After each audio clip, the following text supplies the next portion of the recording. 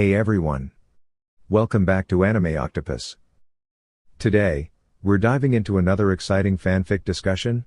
What if the White Fang had chosen Naruko? Part 2. Just a quick disclaimer, this video is purely for entertainment and discussion. I don't own any of the anime footage used, credit goes to their rightful creators. Alright, no more waiting, let's get started. 5 years later. Naruko slowly opened her eyes, rubbing the sleep away as she groaned at the early morning light streaming through the window. Then, it hit her, today was the day of her graduation exam. Over the years, Naruko had changed significantly. Her once short blonde hair had grown past her shoulders, now tied back into a neat ponytail with silver highlights shimmering throughout. Her tail had also grown longer, its silver fur ending in a white tip. Most importantly, she had regained her voice, though she still preferred to remain quiet unless necessary. Through rigorous training, she had unlocked the secrets of her Ryugen, a rare dojutsu that shared similarities with both the Sharingan and Byakugan. It granted her the ability to copy any jutsu, even those tied to bloodlines, though only for a limited time. Additionally, it provided her with a full 360-degree field of vision without any blind spots. Visually, the Ryugen resembled the Sharingan, but instead of red, it gleamed gold, and its silver tomoe replaced the typical black ones. 2 silver triangles framed her pupils, one pointing upward and the other downward. When fully matured, the Mangekyo Ryugen unlocked 3 formidable techniques. 1. Hurricane Dragon, a massive dragon formed from wind, capable of absorbing attacks and redirecting them with a 100-fold increase in power. It could also summon devastating hurricanes that could tear through obstacles within minutes. 2. Roaring Phoenix, a giant phoenix that, upon spreading its wings, released a powerful heat wave, followed by an ear-piercing screech. This combination severely weakened opponents before the phoenix swooped down in a blazing inferno. 3. Lightning Howl, a wolf-like entity infused with lightning, striking swiftly and relentlessly at its target. Once it had locked onto its prey, it would never stop pursuing them until victory was assured. Aside from mastering her dojutsu, Naruko had also trained with her father's legendary swords, each imbued with its own elemental affinity. Tempest, a blue katana that could generate slicing winds and summon tornadoes. Blaze, a red double-edged sword capable of forming a whip of flames and launching searing fire-based attacks. Spark, a yellow rapier that discharged electric pulses upon striking, capable of homing in on targets with precision. Thanks to her mentor, Kira, Naruko had also learned various kitsune techniques, along with the fundamentals of the fox-style kenjutsu, an elegant but deadly sword-fighting art. As Naruko sat up in bed, she glanced at the figure beside her. A girl her age was still sound asleep, wrapped in a loose pajama shirt. She had long, flowing red hair, a pair of fox ears adorning her head, and a matching red foxtail tipped with white. A soft chuckle escaped Naruko as she leaned down to place a gentle kiss on the girl's lips. The girl stirred, letting out a small, contented sigh before wrapping her arms around Naruko's neck. Their eyes met as they shared a warm smile. "Good morning, Vixenheim," Naruko greeted. "Morning, Foxy-chan," Kira replied playfully. Over time, the two had grown incredibly close, their bond deepening into something more. Though they had not yet crossed certain boundaries in their relationship, their connection was undeniable. "Why don't you go take a shower while I get breakfast ready?" Naruko suggested. Kira grinned. "Alright, Foxy-chan. I still can't believe how great of a chef you've become." Naruko smirked. "What can I say? Trial and error is an excellent teacher." Kira gave her a quick peck on the lips before heading toward the bathroom. Meanwhile, Naruko made her way to the kitchen, preparing a hearty breakfast: eggs, bacon, sausage, and French toast. By the time Kira emerged, dressed in a red shirt, black baggy shorts, and a weapons pouch strapped to her thigh, Naruko had just finished pouring orange juice. After their meal, Naruko took a quick shower while Kira washed the dishes. Once she emerged, she was dressed in a dark blue shirt adorned with a white Uzumaki spiral on the back, black baggy shorts, black sweatbands, and 2 weapon pouches secured to her thighs. Ready, Kiraheim? Naruko asked. Yep. Just finished, Kira replied cheerfully. Naruko performed a ram seal, activating the only genjutsu she knew to conceal her unique features and weapons. A red cloak draped over her shoulders, its hood pulled up to obscure her face. She adjusted her 3 swords, securing them on her right side. Kira, in turn, transformed into a small red fox and leapt onto Naruko's shoulder, curling her fluffy tail around Naruko's neck like a scarf. We need to stop by the Hokage Tower first. The old man said he had something important to discuss with me and Sasuke-kun, Naruko said thoughtfully.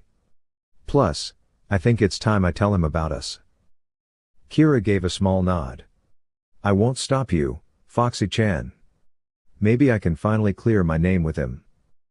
With that, Naruko leapt onto the rooftops, swiftly making her way toward the Hokage Tower, her companion resting comfortably on her shoulder. Hokage Tower. I have an appointment with the Hokage, Naruko stated in a calm, even tone. The secretary, though visibly displeased, hesitated before allowing her through, knowing the importance of her position. Upon entering the office, Naruko immediately noticed that Sasuke was already present, seated across from the Hokage.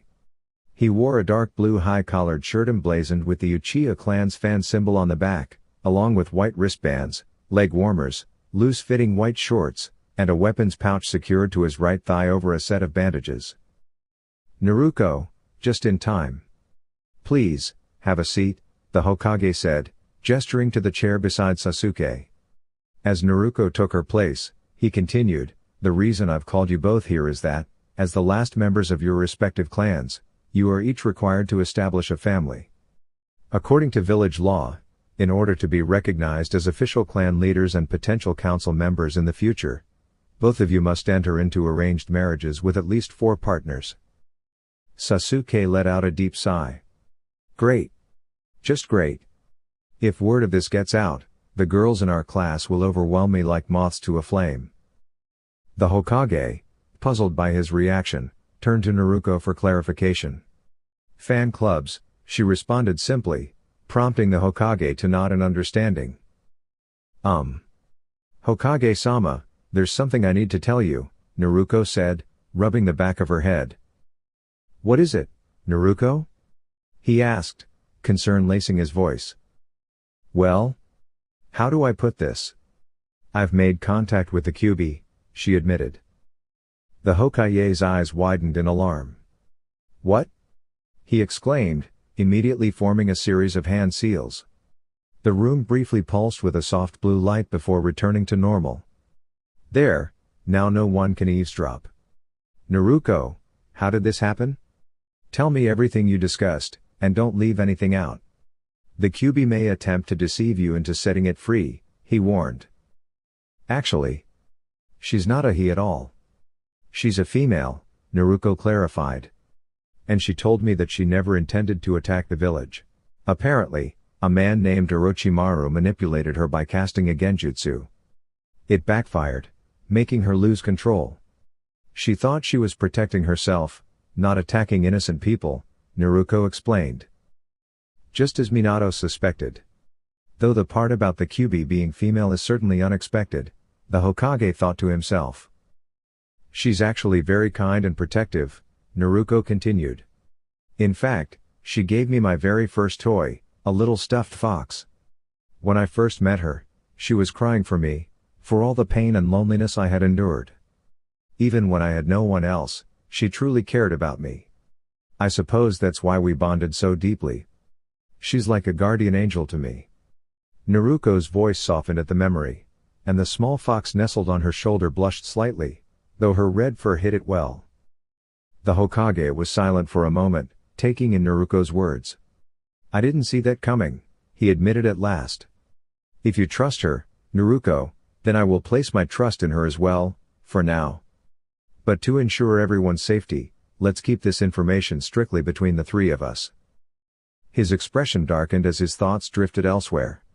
Orochimaru. How could you? You sacrificed a child's future for your own ambitions. No. This isn't just ambition, it's a thirst for power. And if my suspicions are correct, there's only one possible explanation. He was the only one who ever truly mastered that technique. How could I have been so blind? The Hokage clenched his fist slightly. Sarutobi, you're getting too old for this. Thank you, Sarutobi-sama, a gentle voice suddenly echoed through the room. The Hokage stiffened. Who said that? He asked, scanning the room in surprise. That would be me, Hokage-sama, the voice replied. The little fox on Naruko's shoulder? Or, as you prefer to call me, the Kyubi no Kitsune. The fox, now known as Kira, playfully flicked her tail. The Hokage looked surprised and was about to speak when Kira gently interrupted, there's no need for concern. Naruko possesses most of my abilities within her, so in a way, I am still sealed. I just have a physical form now, but my chakra output is limited to what Naruko herself can access. Also, I'd appreciate it if you called me Kira, my true name, rather than my title, she said politely. The Hokage observed Kira for a moment before chuckling softly. You certainly have a gentle nature. Thank you, Kira replied with a warm smile as Naruko scratched behind her ears, making her purr contentedly. Kira then turned to Sasuke. Oh, by the way, Sasuke, I want to thank you for being a good friend to Naruko. As a token of appreciation, I'd like to introduce you to an old friend who could grant you some of his power, making you a half-demon wolf, similar to how Naruko is a half-demon fox. That is, of course, if you're willing. Sasuke considered for a moment before nodding. Sure, why not? I have to admit, I was a little envious of Naruko's tail, it seems pretty useful in a lot of situations, he admitted with a slight blush. Kira then turned to Sarutobi. Sarutobi-sama, I also need your approval. I don't want to proceed unless you agree, to avoid any political complications. Sarutobi folded his arms, deep in thought. Yes, I understand. If my suspicions are correct, Orochimaru was not the only one responsible for the troubles you both have faced. It's possible he was also involved in the Uchiha clan's downfall. Now that I think about it, he is the only one known to have truly mastered the technique Sasuke described. It seems my old age is catching up with me. If you'd like, I can turn back time slightly for you, perhaps to around 40 years old, Kira offered. Sarutobi raised an eyebrow, intrigued. So you can reverse time, but only once? Kira nodded. Yes. It was a gift from the Shinigami, most likely a last-minute decision to cover up for forgetting my birthday, she joked. Also, both Naruko and I will never age beyond 21, nor can we succumb to illness, but we are still vulnerable to physical harm like injuries and poisoning. Sarutobi considered this before nodding. Very well, shall we begin? Without another word, he placed a hand on both Sasuke and Naruko, vanishing with them in a swirl of leaves. The trio reappeared in a secluded forest clearing, where Kira leapt down from Naruko's shoulder. I ask that all three of you keep my true identity and form a secret, she said, receiving a firm nod from the others. Then, before their eyes, Kira shifted into her human form, stunning the trio with her elegance. No matter how many times she does that, it still amazes me, Naruko murmured, causing Kira to blush, which only enhanced her beauty. Kira performed a series of hand signs, ending with the dog seal. Canine summoning jutsu. A large cloud of smoke billowed around them, and when it cleared, a majestic wolf stood before them. It had sleek black fur, piercing yellow eyes with slit pupils, long black claws, and 9 flowing tails. Its presence radiated both wisdom and strength. Sasuke let out a low whistle. Wow, now that's impressive. The wolf studied him carefully. Black hair, dark eyes, a fan emblem. You must be an Uchiha. You certainly have good taste in allies. Kira's tail wagged as she greeted the wolf warmly. Darshia? It's good to see you again. How are your mate and pups? The wolf, Darshia, let out a deep chuckle. Well, if it isn't Kira Yoko of the Fox clan. Last I heard, you were sealed away inside a child. The Shinigami wasn't pleased about that, but he understood it wasn't your fault, so he spared the soul of the one who performed the sealing. He sighed. As for my family, they're doing well, though my pups still refuse to take over my role when I retire. Surprisingly, your brother isn't a bad pack leader, still inexperienced, but he's learning. I wouldn't be surprised if he stepped down for you, though. He looks up to his big sister quite a bit. Darshia, I was wondering if you could share your strength with Sasuke, Kira asked, gesturing toward him. His clan was harmed by the same individual who pushed me to my limits. That person must be incredibly powerful to have caused such a reaction in me. Darshia considered the request for a moment before replying. Normally, I would be hesitant, but if this individual was capable of such devastation, then they will have to answer to the entire canine alliance: fox, wolf, coyote, dog, jackal, and dingo. At that moment, 5 large bursts of energy filled the air as the leaders of the remaining canine clans materialized, their presence commanding respect. As the smoke cleared, a group of majestic creatures emerged, forming a protective circle around the 3 ninja and Kira. Among them stood a coyote, a dog, a jackal, a dingo, and a fox. The coyote was slightly smaller than Darshia, with soft brown fur and gentle hazel eyes, strong legs, and sharp claws. The jackal had sandy-colored fur with a black streak along its back, dark eyes, and large pointed ears. The dog, resembling a husky, had grayish-black fur with a white underbelly and striking blue eyes similar to Naruko's. The dingo had a reddish-brown coat with a white underside and prominent fangs. Each of these animals had 9 tails, except for the fox, which had 7. "Sister? Is that really you?" asked the 7-tailed fox, his voice filled with emotion. Kira smiled warmly. "Hello, little brother. It's good to see you again."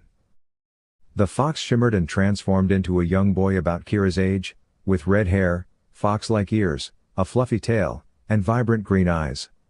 Dressed in a red kimono, he ran forward and hugged her tightly. "What happened to you? You look my age now," he asked, tilting his head curiously. "It's a long story," Kira replied before turning to the trio beside her. "Naruko, Sasuke, Sarutobi-sama, allow me to introduce the Canine Alliance: Darshia of the Wolf Clan, Tobo of the Coyote Clan, Sarah of the Dog Clan, Aaron of the Jackal Clan, Miharu of the Dingo Clan, and, of course, my little brother, Hiroshi of the Fox Clan." Naruko and the others respectfully bowed, and the canines returned the gesture. Hiroshi then stepped forward, clearing his throat. "I, Hiroshi of the Fox Clan, formally return the title and responsibility of head of the Fox Clan to my sister, Kira Yoko," he declared. Aaron nodded in agreement. "We, the Canine Council, recognize this decision, provided that Kira wishes to reclaim her role. If she declines, Hiroshi Yoko shall remain as head of the Fox Clan." Kira smiled confidently. "I gladly accept the title, under the condition that Naruko Uzumaki Namikaze is recognized as my future partner and will assume leadership when she attains her 9th tail." Tobo chuckled. "Same as ever, Kira-chan. Still, it's wonderful to see you again. We were all really worried when we heard the news." Darshia's expression turned serious. "Tobo, we have more pressing matters. There is someone powerful enough to challenge one of our own. Naruko Uzumaki Namikaze, step forward and drop your genjutsu." Naruko was momentarily surprised that Darshia had detected her illusion, but she quickly remembered that canines possess an extraordinary sense of smell. Releasing the genjutsu, she revealed her true form, causing the canines to gasp in astonishment. "Silver fur. So the legends are true," Sarah murmured.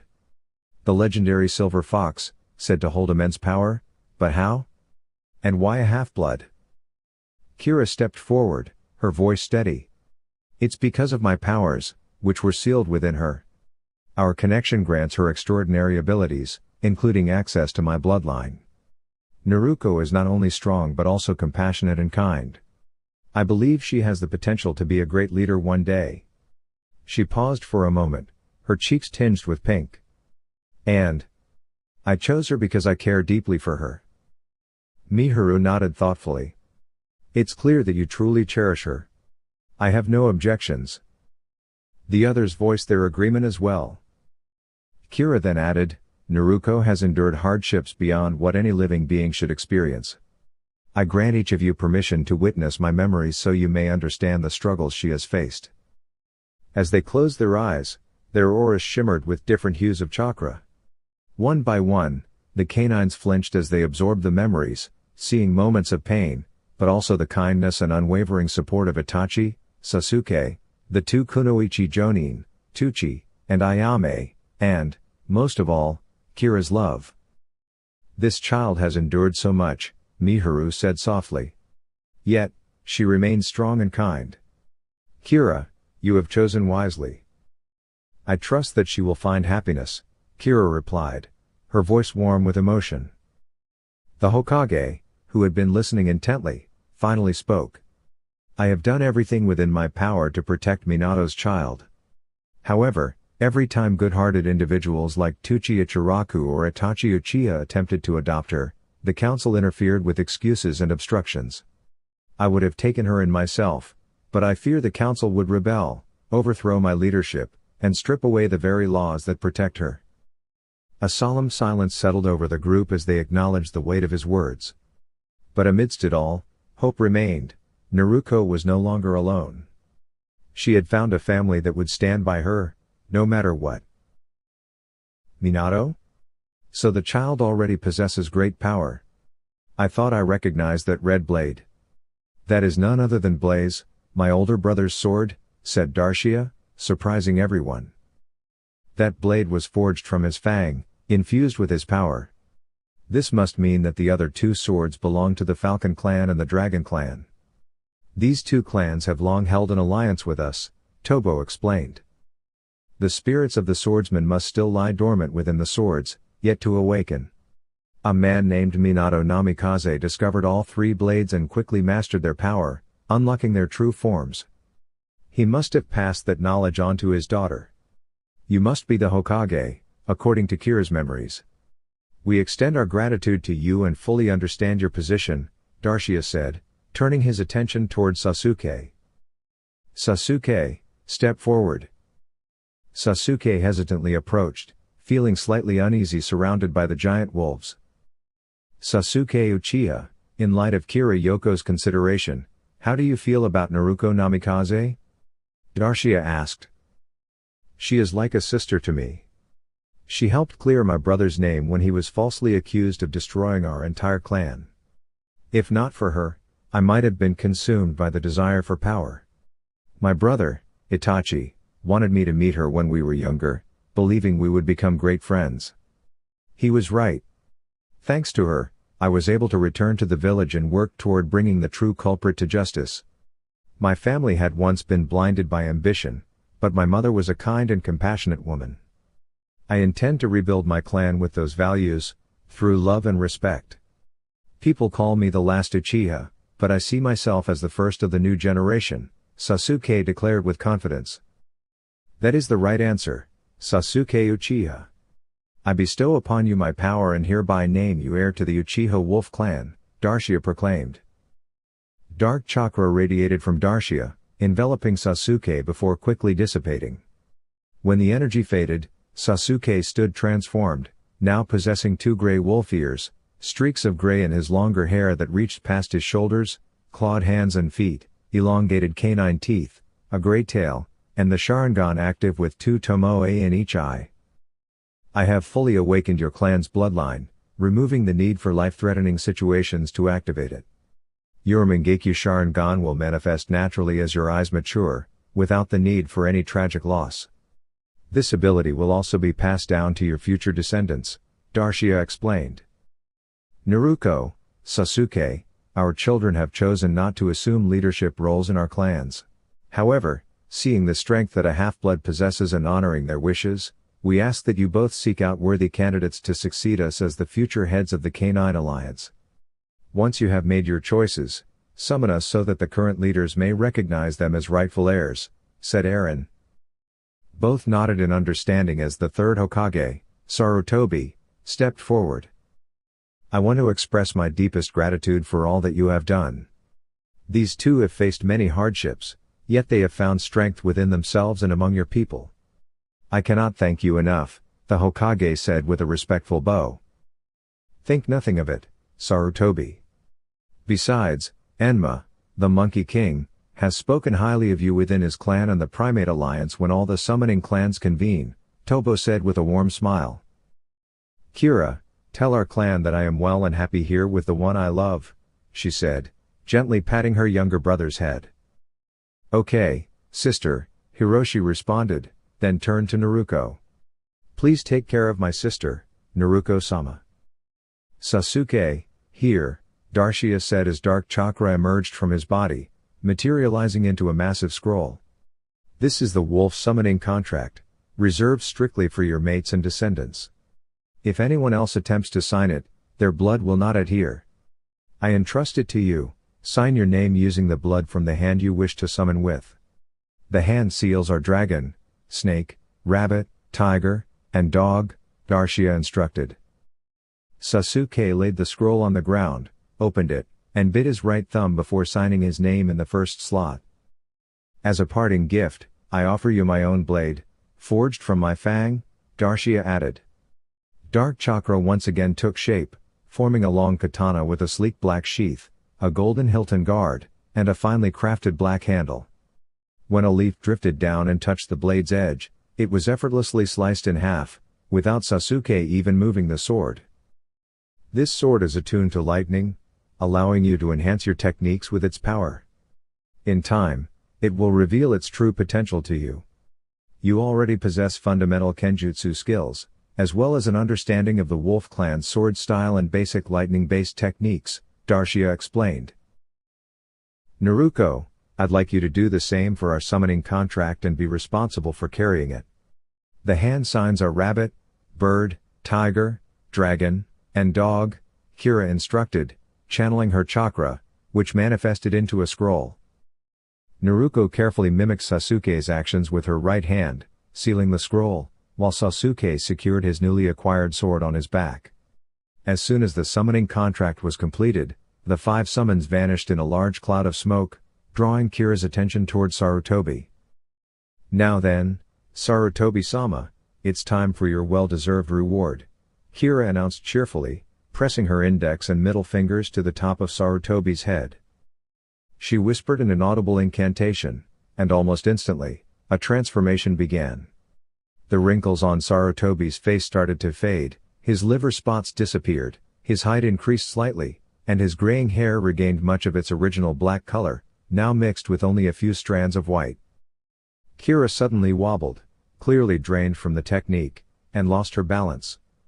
Sarutobi caught her just before she could collapse, then carefully handed her to Naruko, who carried her in a bridal-style hold. As Kira slowly opened her eyes, she gazed at Sarutobi, her expression grateful.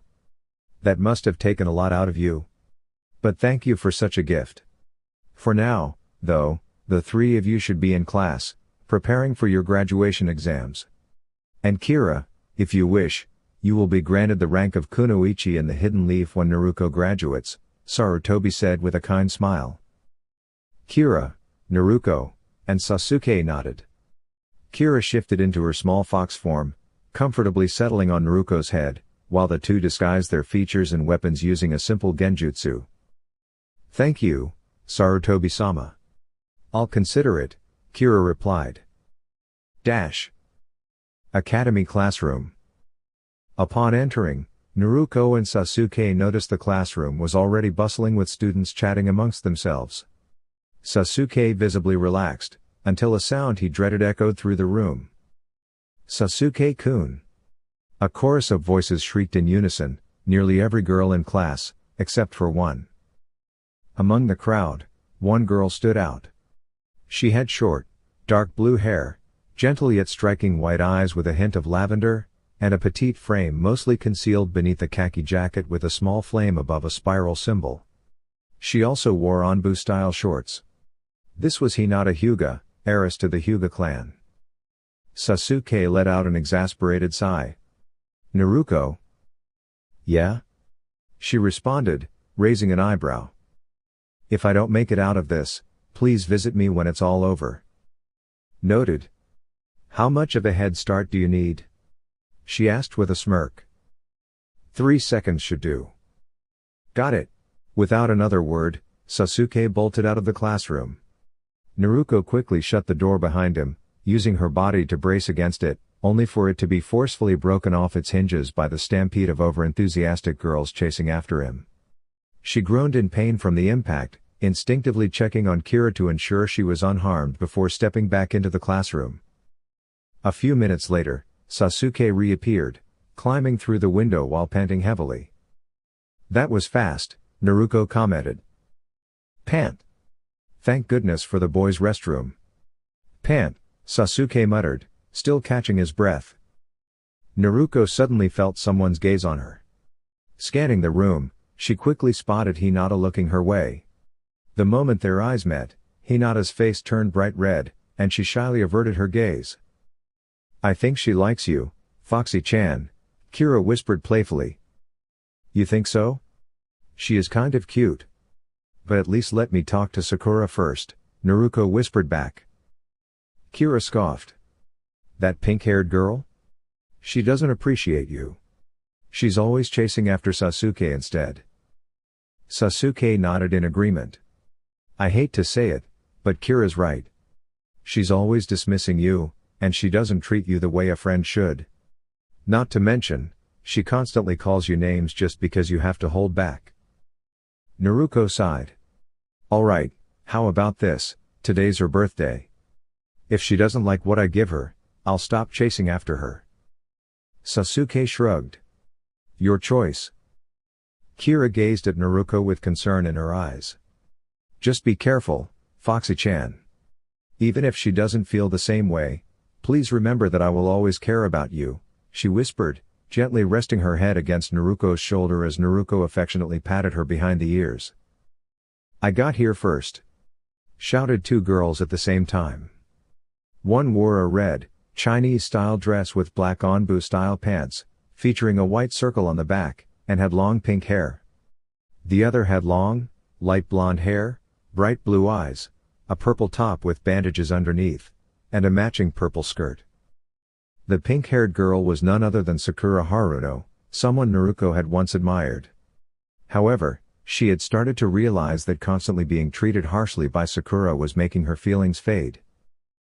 The second girl was Ino Yamanaka, heiress of the Yamanaka clan, known for their expertise in mind-related jutsu. The 2 girls began to argue, sparking a larger disagreement among the others about who had the right to sit next to Sasuke. Naruko, Kira, and Sasuke observed the commotion as a group of enthusiastic classmates began to form, all claiming their place beside him. The 3 of them sighed at the growing chaos when Naruko suddenly sensed a strong wave of hostility directed at her. Turning to her right, she saw a group of fangirls glaring at her with clear discontent for taking the seat next to Sasuke. Attempting to diffuse the tension, Naruko stood up and smiled at one of them. Good morning, Sakura-chan. I just wanted to wish you a happy birthday, she began, offering a neatly sealed envelope. Before she could finish, Sakura interrupted with a loud exclamation. Naruko, you. Without warning, she struck Naruko on the right side of her chest with considerable force, sending her stumbling backward. Sasuke quickly stood from his seat and caught her before she could fall further. How could you sit next to Sasuke-kun? Sakura shouted again. Sasuke, still steadying Naruko, noticed something was wrong. Her breathing had become uneven, and she gasped as though she was struggling to catch her breath. Concerned, he carefully adjusted her cloak and noticed a small pocket where Sakura had struck her. His eyes widened as he saw a trace of blood seeping through the fabric. Reaching inside the pocket, he found a small, crushed white box with a pink glass shard embedded in it. A sinking feeling settled in as he realized a piece of the shard might have punctured her skin, possibly causing internal damage. He carefully opened the box and revealed a delicate glass sakura tree, now broken into multiple pieces. The craftsmanship was exquisite, suggesting that it must have been quite valuable, perhaps even more than Naruko could typically afford. Kira, check if any pieces are missing. Bark once if everything is accounted for, twice if something is missing, Sasuke instructed, his focus unwavering as he began removing Naruko's weapons pouch and bandages to tend to her wound. Kira barked once, indicating that all the pieces were there. Sasuke then carefully lifted Naruko's shirt, revealing a collection of old scars from previous injuries, some minor and others deep. One particularly long scar stretched diagonally from her right shoulder to her left hip. The sight of them filled Sasuke with concern, but he quickly refocused on treating her current injury. Once he had cleaned and dressed the wound, he gently hoisted Naruko onto his back. "Hold on, Naruko. I'm taking you to the hospital," he said firmly before leaping out of the window. He moved swiftly across the rooftops, Kira close behind him. Meanwhile, inside the classroom, silence filled the air. The students stared at the scene that had just unfolded, while Sakura's gaze remained fixed on the broken glass sakura tree. As she studied the intricate details, she slowly realized just how precious and costly it must have been. Her hands trembled as she dropped to her knees, her expression one of disbelief. Among the students, Hinata clenched her fists, her eyes glistening with unshed tears. "Naruko? All those scars. Just how much have you endured?" she thought sorrowfully. At that moment, Iruka entered the classroom alongside his teaching partner, Mizuki. He was about to begin the lesson when he noticed the unusually quiet atmosphere. His gaze swept across the room, sensing that something serious had occurred. "What happened here?" Mizuki asked, breaking the silence. A student stepped forward and explained, "Sakura punched Naruko just because she was sitting next to Sasuke. Naruko had a gift for her, but when it broke, a shard stabbed her in the chest and may have punctured a lung. Sasuke treated the injury and took her to the hospital." Iruka's eyes widened in shock. As someone who had been a mentor and guardian figure to both Naruko and Sasuke, he couldn't ignore this. "Mizuki, take over the class. I'm heading to the hospital," he said before quickly rushing out the door. 30 minutes later, Naruko stirred awake, her vision slightly blurred. As her eyes adjusted, she found herself gazing at Kira, who was in her fox form, watching over her with deep concern. "You really do look like an angel," Naruko whispered softly. "Please don't scare me like that again, Naruko-kun," Kira murmured, her voice filled with emotion. Just then, the door burst open, and Sasuke hurried in, grabbing a nearby chair to barricade the entrance. From the other side, muffled voices and excited chatter echoed through the hallway. "What is it with these nurses? Do they think I'm interested in older women?" Sasuke muttered with mild exasperation before pausing in thought. "Although, there was this one woman I met while visiting my brother in Onbu. She was kind of cute." Naruko, now more awake, chuckled lightly. "Oh? What was her name?" she asked with curiosity. Sasuke smirked. "Now I see you're feeling better. Kira, you worked fast." Kira wagged her tail happily. "That's my job," she replied. With the tension fading, the three shared a moment of relief, knowing that despite everything, Naruko was safe. Her name was Yugao Uzuki. She was the same age as my brother, but she only saw him as an older brother figure. With her deep purple hair, warm brown eyes, and graceful presence, she carried herself with kindness. She was the one who found me first and brought me to the Hokage. She was truly beautiful, thought Sasuke, his cheeks slightly flushing as he reflected on her. "Looks like someone already has a special person in mind," teased Naruko, snapping Sasuke out of his thoughts. "Naruko? Sasuke? Are you in there? Can you hear me?" "Excuse me, miss," came Iruka's voice from outside. "All right, Naruko, you create the distraction and then get Iruka," instructed Sasuke as he moved his chair and leaned against the door. "Already on it, Sasuke," said Naruko, pulling out a small purple orb. The moment Sasuke opened the door, she tossed the orb, releasing a thick purple smoke screen. Taking advantage of the momentary chaos, both of them dashed out, grabbed Iruka, and rushed back into the room while the startled women outside bickered about the sudden smoke bomb. "Why didn't you just use the window?" Iruka-sensei? Asked Naruko. Well, to be honest, the easiest way to find you was to follow the crowd of Sasuke's admirers, admitted Iruka, scratching the back of his head. Sasuke sighed as a sweat drop formed on his temple. Naruko, how are you feeling? Asked Iruka. I'm fine, thanks to the Kyuubi's chakra, she responded. Iruka had never realized that Kira was actually the Kyuubi, nor did he know that Sasuke had been aware of this for years. Naruko, you. It's all right, Iruka, Sasuke interrupted. Naruko told me about it 5 years ago when we started at the academy. He crossed his arms, showing no hesitation. Well then, I suppose that's okay, said Iruka, though he still seemed unsure. Anyway, the nurse said that since you've recovered, you can return to the academy for the final exam. At least put in some effort, I don't want to have to fail you. Fine, but we're taking the window. I'd rather avoid dealing with the nurses again, Sasuke said, shivering slightly at the thought of what they might have put him through. Academy classroom. As they entered, Mizuki greeted them with a smirk. Took you long enough. I was about to start without you. Sorry, said Iruka. Naruko recovered just fine, but I was delayed by a group of Sasuke's admirers. Sasuke sighed in exasperation as some of his admirers in the room exchanged annoyed glances, clearly not pleased with the attention the hospital nurses had received. Both Sasuke and Naruko returned to their original seats, which had remained empty in Sasuke's absence. Now then, Iruka began, there are 3 phases to the test. The first part is the written exam. Great. My worst subject, Naruko thought, sighing internally.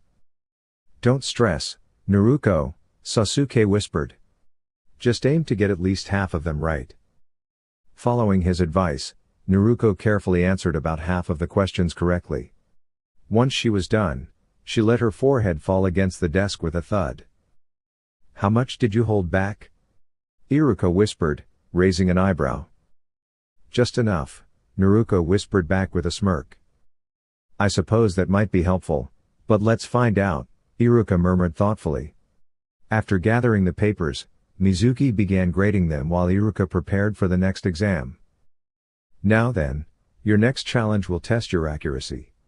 Each of you will have a practice dummy as your target, and you'll need to score at least 7 out of 10 points. Please follow me outside, Iruka instructed as the class lined up and followed. Once outside, the students formed a group around Iruka. When I call your name, step forward. Each of you will have 10 kunai and 10 shuriken to use, Iruka explained. Sakura Haruno, you're up first.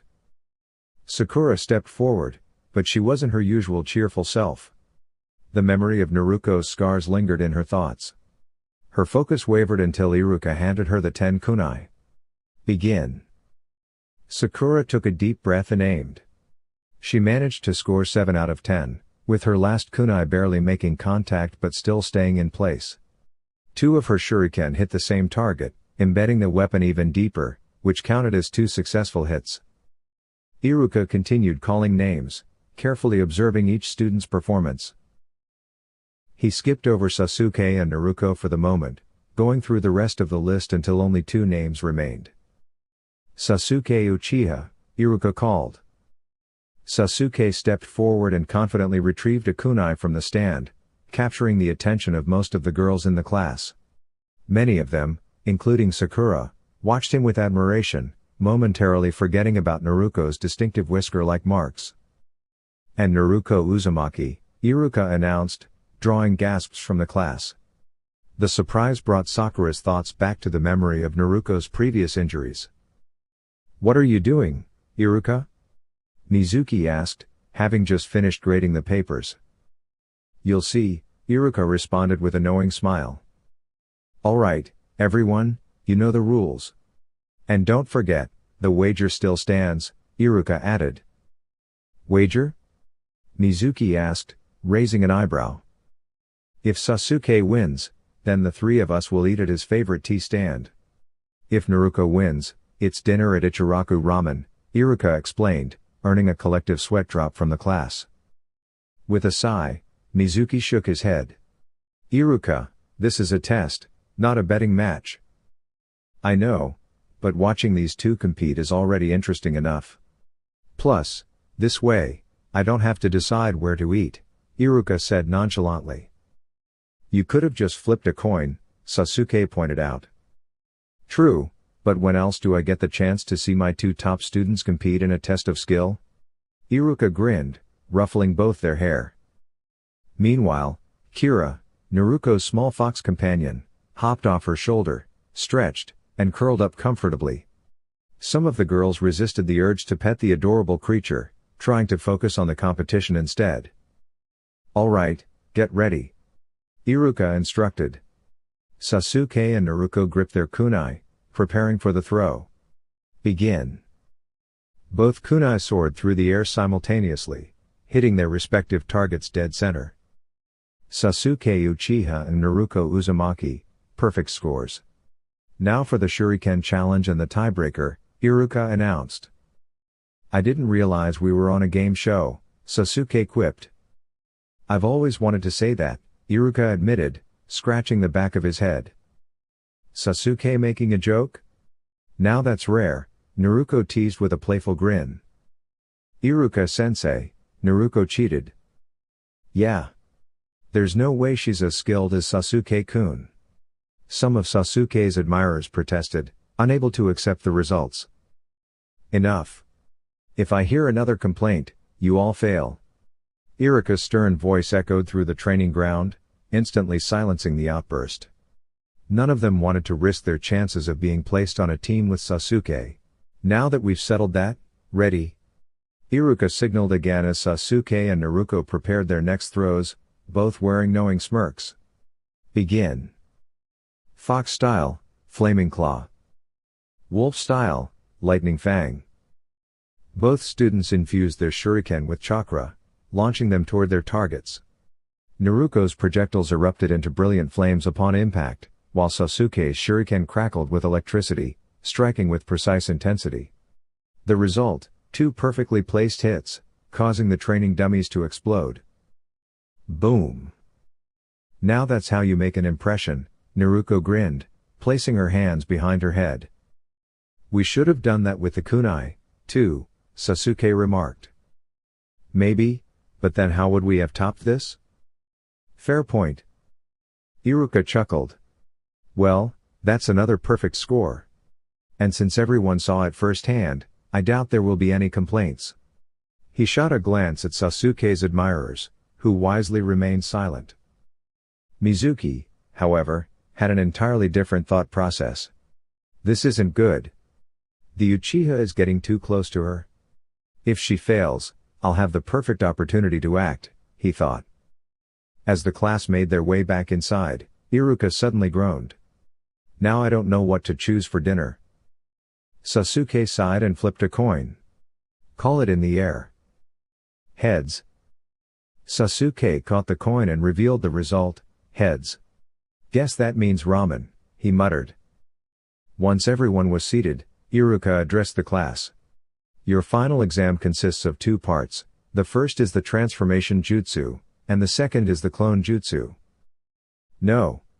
I still haven't figured out what I keep doing wrong with that jutsu. Naruko panicked internally. Noticing her distress, Sasuke leaned slightly toward Kira and whispered, What's wrong? She's still struggling with the clone jutsu, Kira murmured back. Sasuke considered this for a moment before whispering to Naruko, Listen, I'll perform it quickly, and you copy it with your Ryugen. Hopefully, this works, Naruko whispered back. Activating her bloodline, Naruko's bright blue eyes shifted into a radiant gold with two silver tomoe. Sasuke then casually pulled back his chair, formed a ram seal, and created a perfect clone beside the empty seat. Naruko observed closely, memorizing every detail before Sasuke dispelled it. You got it? He whispered. I can only hope. Naruko replied. Sasuke Uchiha, Iruka called. Sasuke stepped forward and transformed into an exact replica of Iruka before dispelling the jutsu. Naruko Uzumaki, Iruka continued. Naruko stepped forward, forming a ram seal as she focused her chakra. Transform! She called out, her appearance shifting into a perfect likeness of the fourth Hokage. A collective gasp filled the room as the resemblance was uncanny. She dispelled the transformation, only for a moment later to shift into a completely unexpected form, a cheerful, playful-looking girl with whisker marks, twin pigtails, and blue eyes. With swirling clouds concealing her modesty, she struck a playful pose. "Oh, Iruka-sensei," she chimed teasingly. Iruka's face turned bright red before he was suddenly launched backward by a nosebleed, crashing into the wall. Naruko transformed back into her usual self, bursting into laughter while clutching her sides. "Gotcha with my special jutsu." "You and that ridiculous jutsu." Iruka groaned, stuffing tissues into his nose before lightly smacking her on the head. Kira, who had been watching from Naruko's desk, let out a snicker. Now that was comedy. Sasuke rested his elbows on the desk, his hands supporting his chin as he glanced at Naruko. "You just couldn't help yourself, could you?" "Nope," Naruko replied cheerfully, rubbing the small bump on her head. "But maybe some of the students learned something from it." "I doubt it," Sasuke muttered.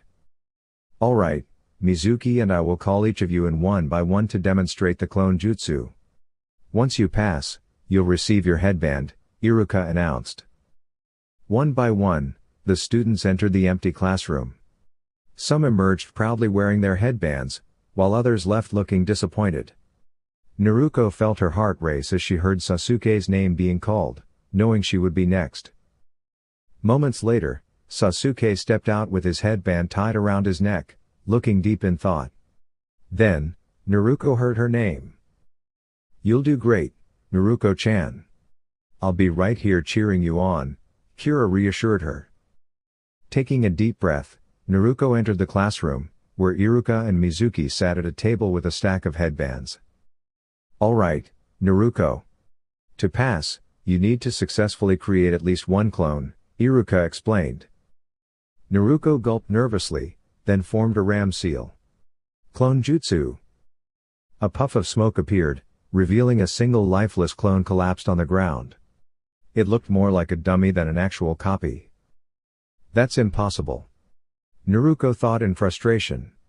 "I copied Sasuke exactly. It should have worked." Kira, observing from outside, frowned. "Something's not right." Sasuke performed the jutsu successfully, but Naruko couldn't. They both have the same amount of chakra and identical chakra pathways since the fusion. By all logic, she should be able to do this too. Then, a realization hit Kira. Of course.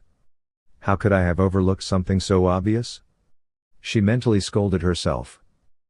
Iruka sighed before speaking. "I'm sorry, Naruko.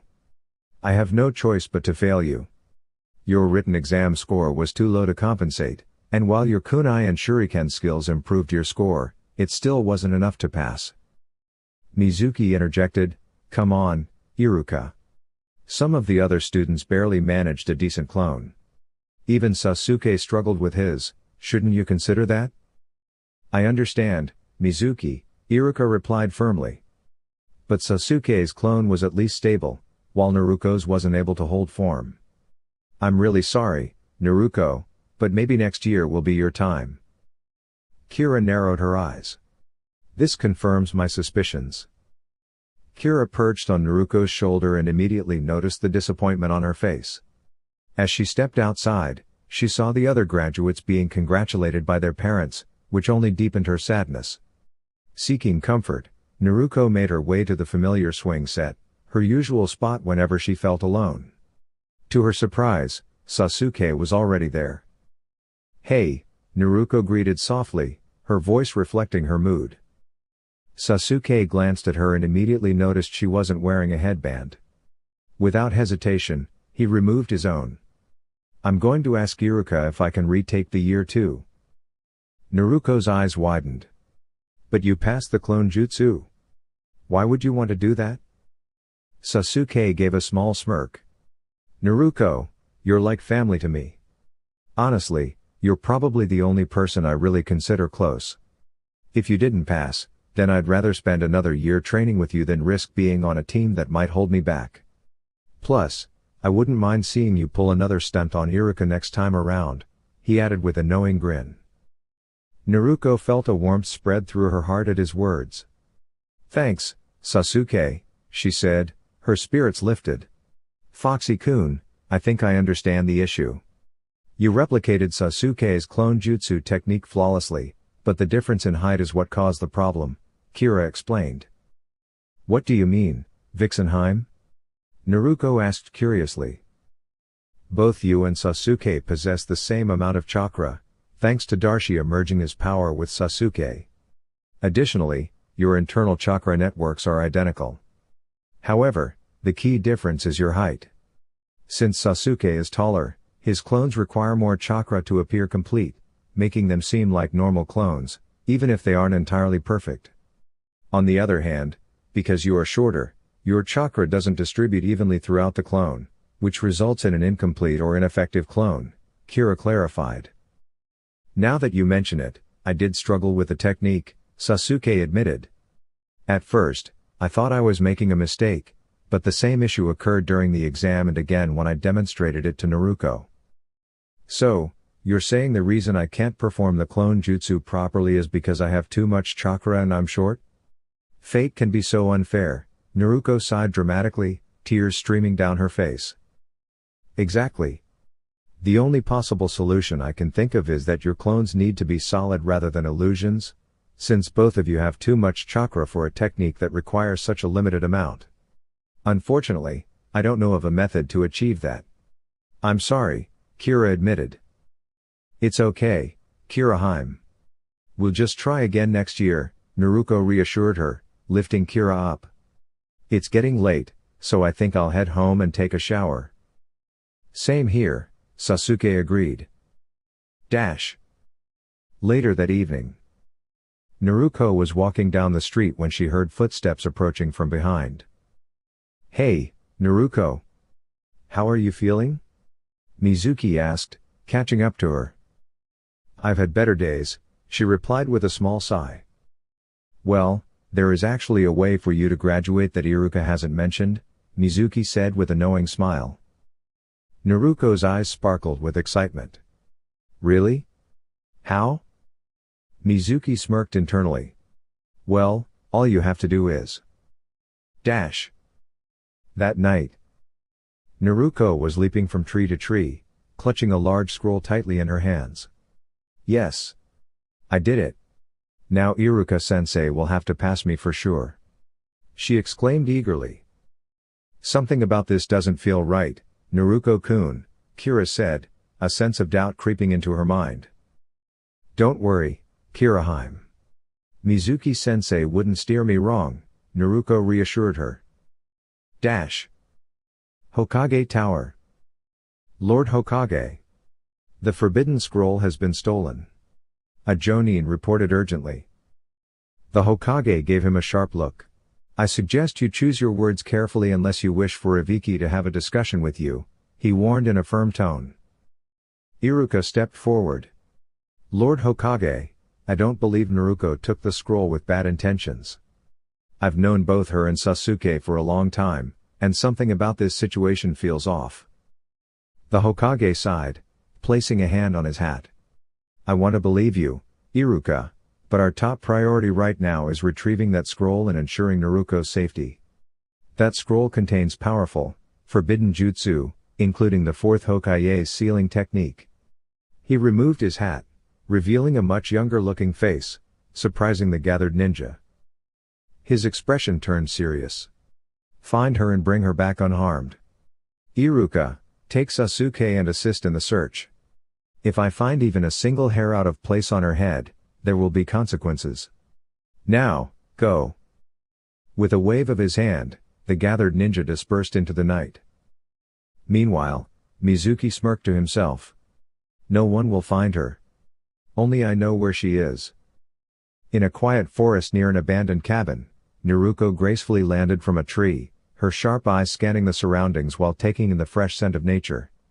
The air was filled with the fragrance of trees, and unexpectedly, a hint of lavender. It looks like Mizuki-sensei isn't here yet. Well, that gives me some time to practice one of these amazing jutsus, Naruko said with enthusiasm. I still have my doubts about him, but maybe one of these jutsus will be useful to us, Kira remarked cautiously. Curious, Naruko unrolled the scroll and was astonished to see a vast collection of advanced techniques. As she skimmed through the list, her gaze landed on one in particular, Shadow Clone Jutsu. This one looks interesting. Maybe it can finally help us fix the problem with my clones, Kira-hime, Naruko mused as she read the description.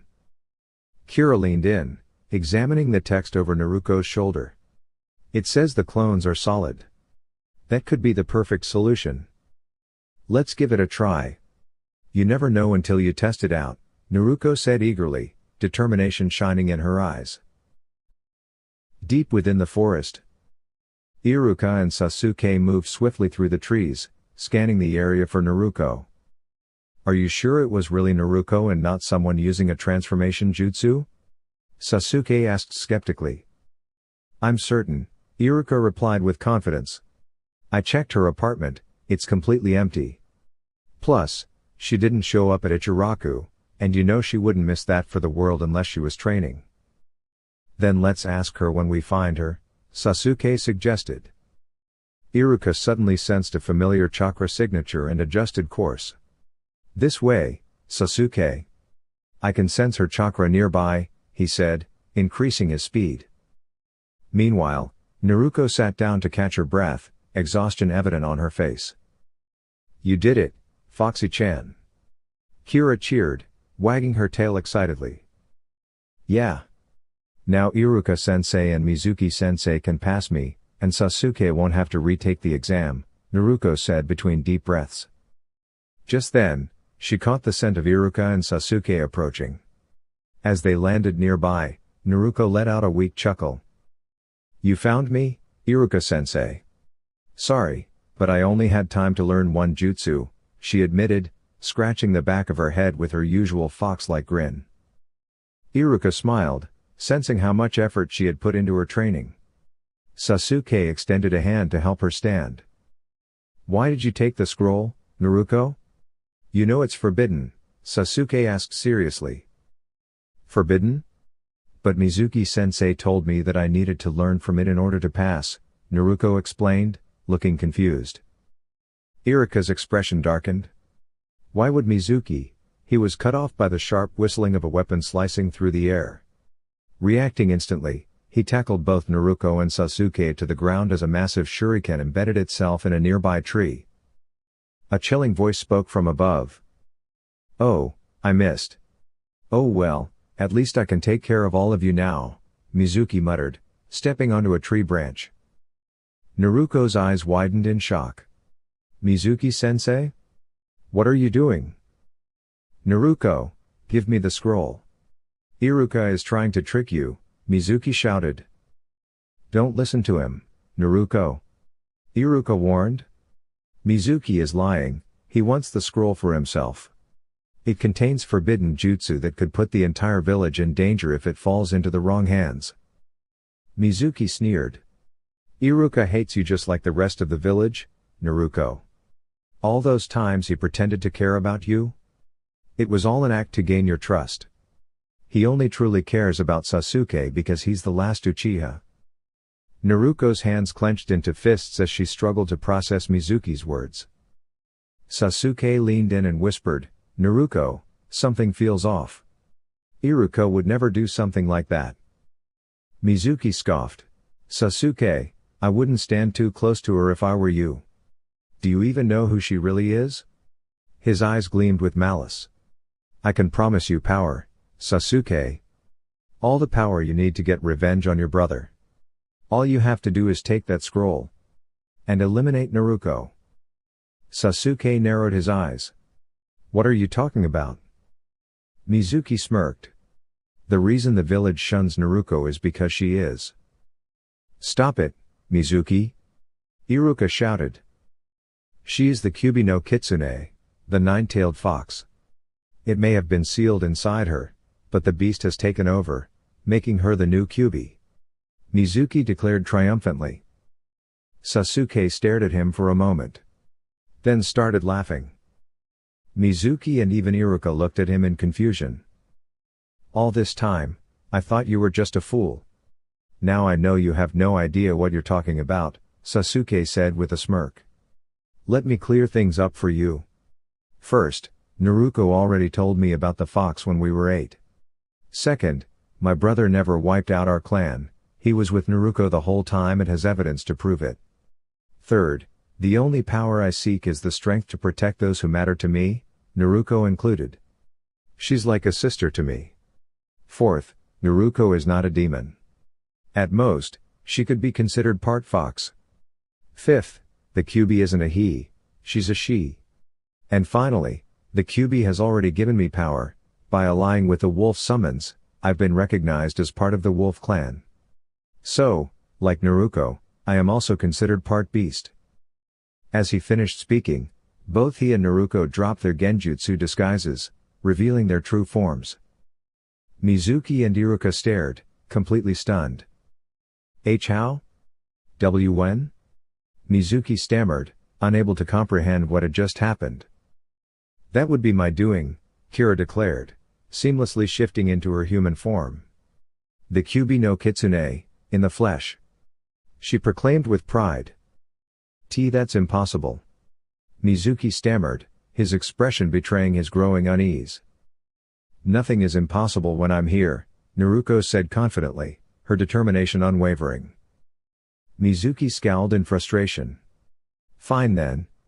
If that's the case, I'll take care of both of you. He shouted before hurling 2 large shurikens straight at Naruko and Kira. Reacting swiftly, the trio leapt into the trees, narrowly avoiding the attack. However, Mizuki continued his assault, launching more shuriken and forcing them to split apart. As Naruko landed, she suddenly noticed a massive shuriken hurtling toward her, too close to dodge in time. Naruko! Kira shouted, sprinting toward her with all her speed. But she knew she wouldn't reach her in time. Sasuke landed and took in the scene before him, his heart pounding. No. Not again. I won't lose another important person in my life. He thought desperately, but he was still too far away. Thud. Naruko was suddenly tackled to the ground, her breath catching in surprise. As she opened her eyes, she saw Iruka hovering above her, shielding her with his body. A sharp gasp escaped her lips when she noticed the large shuriken embedded in his back. Iruka-sensei, why? Naruko stammered, her voice filled with concern. Iruka gave her a weak smile, his eyes kind despite the pain. Because you remind me of myself, he said, his voice steady despite the wound. I lost my parents during the Nine Tails attack, and after that, everything changed. My grades fell, I acted out just to get attention, and I knew what it felt like to be truly alone. But then I saw you, Naruko. And Sasuke.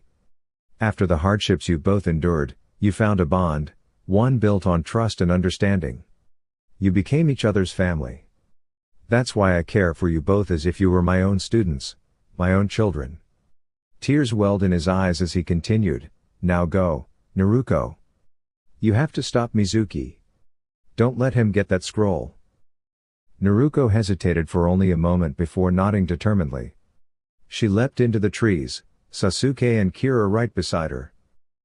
Mizuki sneered at the scene before him, shaking his head. TSK, Iruka. What a waste. You had the perfect opportunity to rid the world of that so-called monster and avenge your parents, he said mockingly. I suppose you just want to do it yourself, then? Iruka gritted his teeth, wincing as he pulled the shuriken from his back. You don't know anything, he retorted, stepping into a defensive stance. I won't let you harm Naruko, Sasuke, or Kira. Mizuki smirked, crossing his arms. So, you're really willing to protect the very one responsible for what happened to your family? Iruka's expression was unwavering. If Naruko and Sasuke trust her, then so do I. He declared before hurling a giant shuriken toward Mizuki. The rogue ninja narrowly avoided it, leaping into the trees to pursue Naruko. Iruka cursed under his breath and took off after him. Deep in the forest, Naruko sprinted forward, clutching the scroll tightly. She could sense Mizuki closing in. Suddenly, an array of kunai came flying toward her. She barely had time to react before pain flared across her back. She landed against a nearby tree, Sasuke and Kira right by her side. A familiar voice called out to her. "Naruko, it's all right now. Mizuki is gone." Naruko narrowed her eyes. Something felt off. Without hesitation, she pulled out a kunai and threw it. The figure dodged. Naruko. What are you doing?" The figure stammered. "You're not Iruka-sensei," Naruko stated firmly. In a puff of smoke, the real Iruka was revealed, while Sasuke and Kira's copies vanished. Iruka stood his ground. "You never were good at clone jutsu, Mizuki," he said. Mizuki scowled. "You still don't get it, do you? That girl is dangerous. She's just waiting for the right moment to turn on everyone. That's all a creature like her knows, destruction and chaos." Hidden nearby, Naruko, Sasuke, and Kira listened intently. Naruko lowered her gaze for a moment, doubt creeping into her heart. Iruka's voice, however, rang out with unwavering conviction. "You're wrong," he said firmly. "Yes, a beast exists. But that's not who Naruko is." Naruko's breath hitched as she looked up. "Naruko has worked harder than anyone I know. She's spent her entire life struggling, fighting to prove herself, never given an easy path. But even after everything, she found people who accept her for who she is," Iruka continued with pride. "And no matter what you say, I believe in her. She will continue to push forward, because she has a dream to become the Hokage of the Hidden Leaf Village." Mizuki's eye twitched in irritation. He raised a giant shuriken, ready to strike. Before he could move, Kira appeared in front of Iruka, her sharp claws slashing toward Mizuki, forcing him to dodge. Sasuke followed up with a well-placed kick to Mizuki's back, sending him stumbling forward. Naruko leapt into the air above him, gripping the large scroll tightly. With all her strength, she swung it downward like a hammer, slamming Mizuki into the ground. "If you ever try to hurt my sensei again, you'll regret it," Naruko warned, her voice laced with determination. Mizuki coughed, glaring up at her before breaking into laughter. "Ha! What do you think you're going to do? You're just an academy student. A newly appointed Jinan. You don't stand a chance against me." Naruko smirked, a spark of confidence in her eyes. "You'd like to think that, wouldn't you?" she said, placing the scroll down with a loud thud. She brought her hands together in a cross-shaped seal. "Sasuke, Kiraheim," she said with a grin, "watch carefully and copy this jutsu." Sasuke's Sharingan flared to life. Kira's Ryugan glowed fiercely. It was time to end this.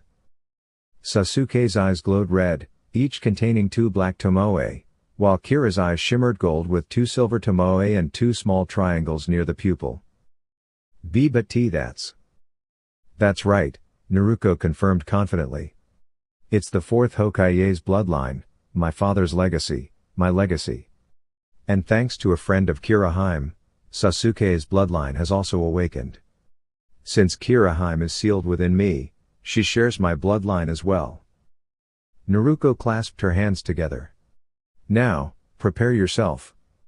Shadow Clone Jutsu," she declared as a thick cloud of smoke spread across the area, revealing hundreds of identical copies of herself. "Shadow Clone Jutsu." Sasuke and Kira called out in unison, their own clones forming beside Naruko's. "Those aren't just illusions. They're real, solid clones," Iruka thought, a small smile forming.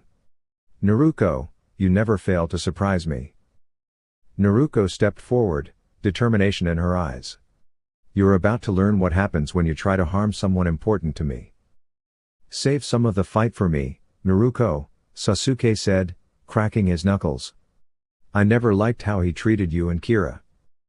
"I usually don't condone unnecessary fights," Kira added, flexing her fingers.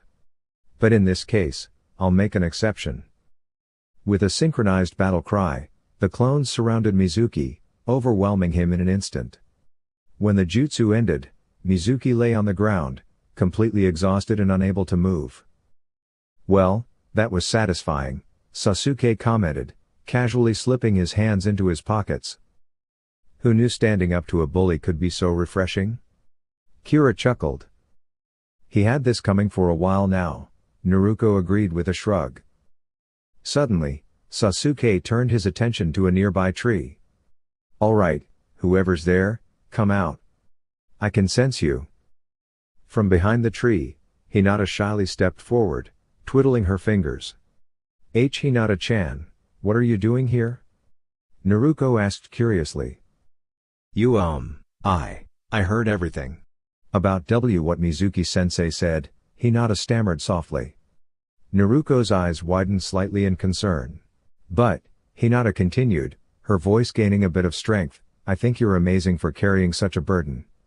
Ever since I saw those scars, I cried, knowing you had been in pain. I wanted to take that pain away." She took a deep breath before exclaiming, "And I love you, Naruko." Naruko's eyes widened, a faint blush appearing on her cheeks. "She accepts me. Even knowing about Kiraheim. She doesn't see me as different, she actually cares for me." Kira giggled softly. "You know, Hinata-chan, Naruko isn't the only one with a secret. She's had a crush on you too." What do you mean?" Hinata asked, blinking in surprise. "Well," Kira explained, "since Naruko is the last member of the Namikaze clan, the fourth Hokage's clan, she carries the responsibility of restoring her lineage." Naruko hesitated for a moment before gathering her courage. "Hinata, since you care about me, despite everything, I was wondering. Would you like to be my fiancé?" she asked shyly. Hinata gasped, her face turning red. After a brief moment of silence, she smiled brightly. "Why yes. I would love to." Overcome with emotion, Naruko pulled Hinata into a warm embrace, happy tears forming in her eyes. Kira watched the scene with a touched expression, until she suddenly noticed something unusual nearby. "Are you tearing up, Sasuke?" Kira asked with a knowing look. "Of course not. I just got something in my eye," Sasuke replied, quickly composing himself.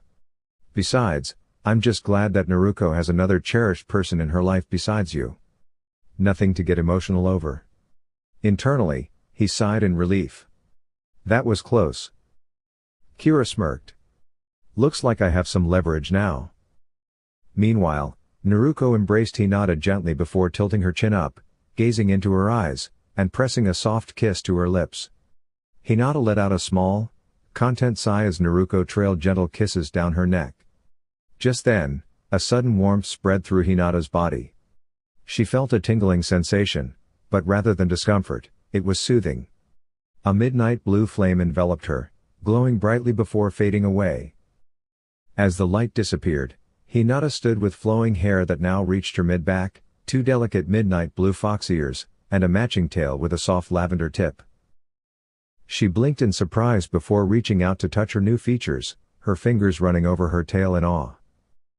"Looks like I now have two angels in my life," Naruko said warmly, making Hinata blush at the heartfelt words. "And a new sister," Sasuke added with a small smile. Kira approached Hinata, standing at an equal height, their features closely matching. A playful smile spread across Kira's face, sparking Hinata's curiosity. Without warning, Kira gently cupped Hinata's chin, looking into her eyes with warmth. "You see," Kira began, "since Naruko marked you as her partner, that means you're also connected to me." Hinata blushed at the statement. Kira giggled, finding her reaction endearing. "You're adorable," Kira said, pulling Hinata into a friendly embrace. Hinata hesitated for a moment before nodding. "I suppose I can share Naruko with you and perhaps others, as long as there's understanding and respect." "Of course," Kira reassured her. "If Naruko ever chooses more companions, they'll need our approval first." "Angel?" Hinata repeated, tilting her head in curiosity. Kira nodded. It's a nickname. For example, Naruko is called Foxy because of her cleverness. She had to hold back in the academy more than people realized. She calls me Vixen since I remind her of a fox. And you, with your kindness and gentle heart, are like an angel. So, we'll call you Angel. Dash. As dawn approached, Sasuke and Naruko helped Iruka to his feet. Naruko, wait. Close your eyes, Iruka instructed. Naruko complied, feeling a strange sensation around her ears. Okay, you can open them now, Iruka said. Naruko blinked, seeing Iruka smiling warmly. She reached up and felt the cool touch of metal against her forehead. It took her a moment to realize, it was a headband, the symbol of the Hidden Leaf Village. You pass, Iruka said proudly. A bright grin spread across Naruko's face as she hugged Iruka tightly.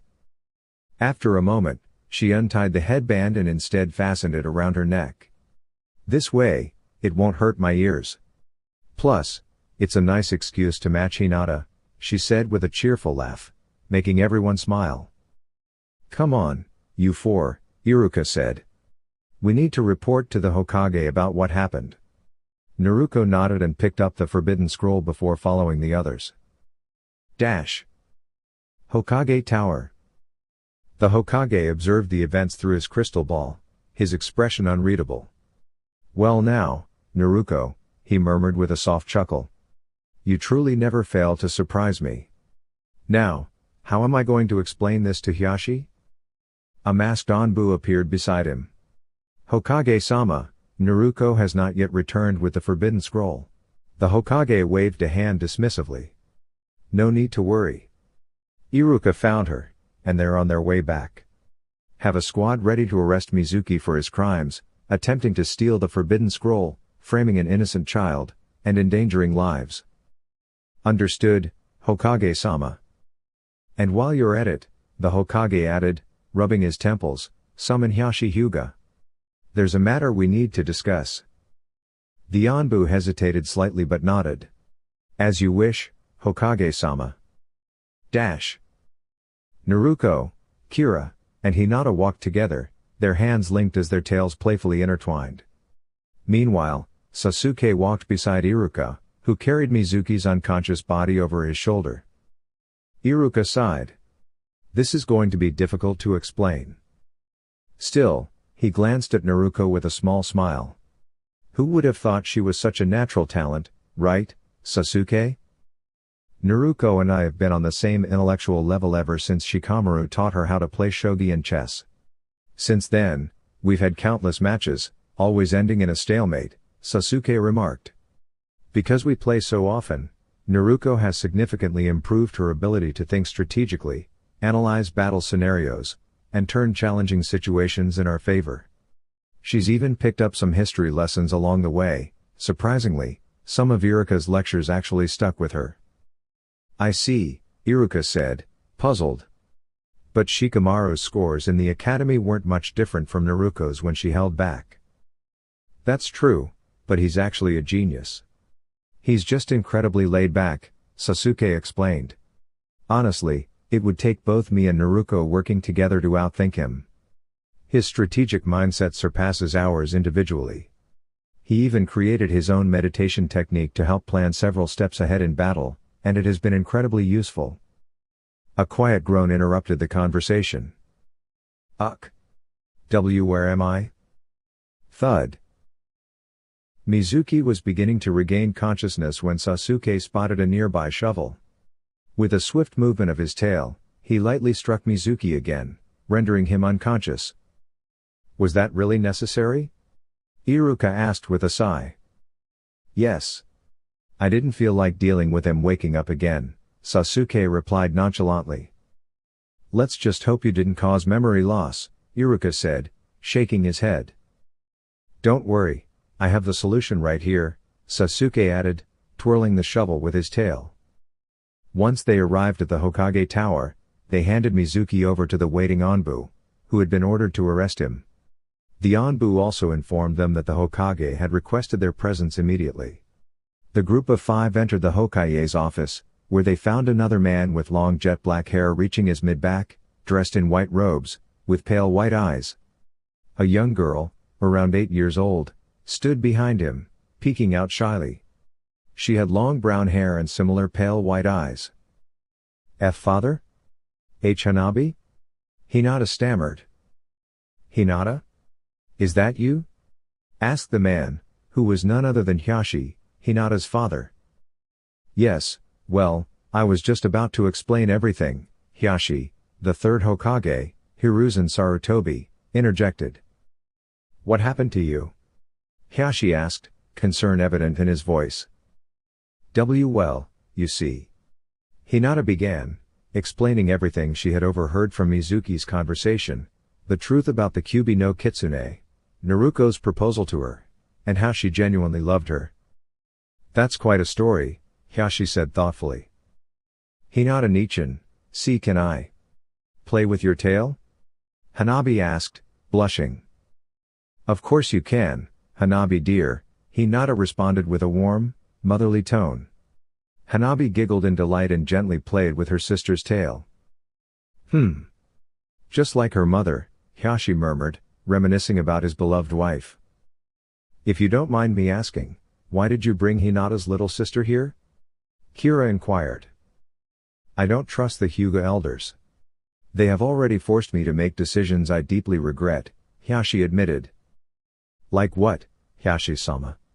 Naruko asked. For starters, they forced me to place the caged bird seal on Neji. I despised that seal from the moment I first saw it. I pleaded with the elders to let me personally apply it, intending to create a harmless replica using my brother's seal as a reference. However, they refused and placed the actual seal on Neji's forehead. I can still remember the pain in my brother's voice when he received the seal. It was the same as Neji's. That day, I felt utterly powerless. Afterward, I could do nothing but apologize, desperately trying to think of a way to undo my failure. My brother and Neji only asked for one thing, to ensure that Hinata would grow up safe and happy. Then came the time when the Hidden Cloud Village sought an alliance with us. That night, one of their representatives attempted to kidnap Hinata to study the Byakugan's abilities. Fortunately, the attempt was unsuccessful, and I intervened. However, the kidnapper turned out to be their official envoy, and his death caused an uproar. The other representatives demanded my life as compensation. The Hyuga elders, unwilling to lose me, decided to send my brother in my place. I refused. But he knocked me unconscious to protect me. When I awoke, it was too late. I had lost my brother. I explained everything to Neji, and I couldn't stop grieving. I begged for his forgiveness, but all he asked was for me to watch over Hinata, just as my brother had watched over me. To honor his memory, I vowed to do so.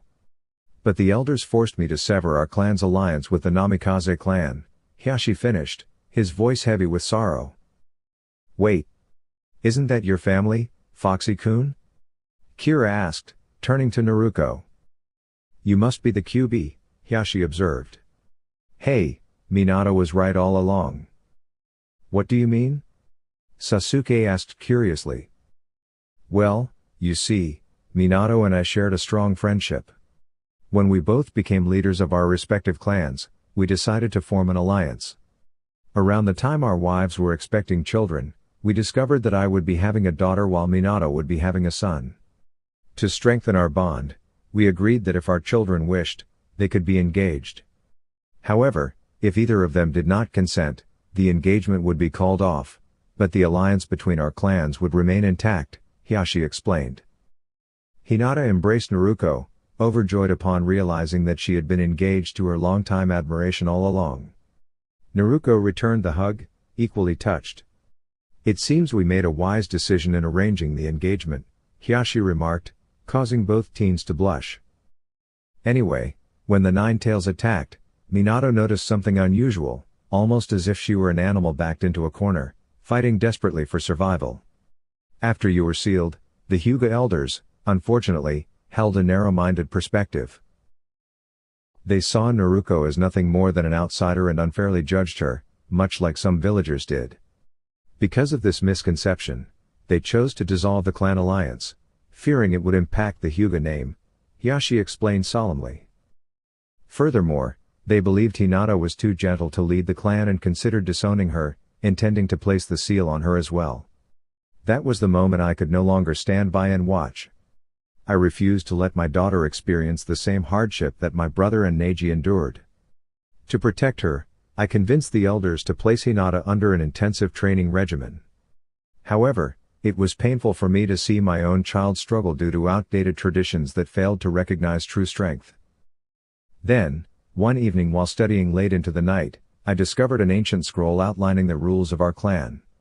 It stated that the head of the Hyuga clan had the power to dissolve the Elders' Council, but only as their very first decree upon assuming leadership. Once that decree was made, and if it was not to reinstate the elders, no future head could establish a new council, Hiashi explained. So you see, I have pushed you and Hanabi to train rigorously to shield you from the influence of the Hyuga elders. I only hope you can understand my actions and forgive me, he added. Father, I could never resent you. If your actions were meant to protect us, then they came from a place of love, Hinata replied warmly, holding Hanabi close as the younger girl nestled into her embrace for comfort. At the very least, something positive has come from all of this. Now that you and Naruko are engaged once more, I can reaffirm our alliance, leaving the elders with no choice but to accept the decision, regardless of their opinions. Speaking of which, Sarutobi-sama, may I borrow your camera? Hiashi inquired. Of course, but may I ask why? The Hokage asked, puzzled. Well, how often does one get the opportunity to inform a group of Hyuga elders that they have no say in the matter? Their expressions will certainly be memorable, Hiashi remarked with a rare hint of amusement. Everyone imagined the typically stern Hyuga elders reacting in shock, their rigid expressions shifting to disbelief. The mental image was enough to make them chuckle. Ha ha, all right, Hiashi. You can borrow it, as long as I get a copy, the Hokage said with a smile, wiping away a tear from laughing. That's a wrap for now. Stay tuned, more content coming your way soon. Much love. Anime Octopus.